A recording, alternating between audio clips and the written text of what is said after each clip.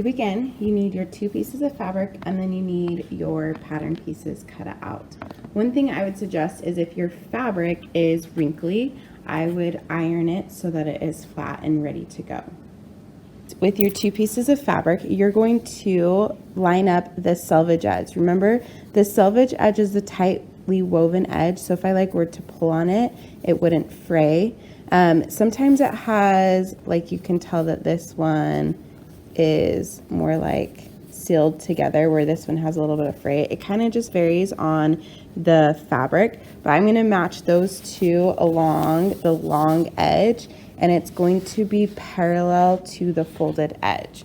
So that means that my selvages are here and my folded edge is parallel opposite of that. Once I have my fabrics folded, I'm going to stack them on top of each other. So now you can see I have my folded edges lined up on the side, and opposite are my selvage edges. So I'm ready to lay out my pattern pieces.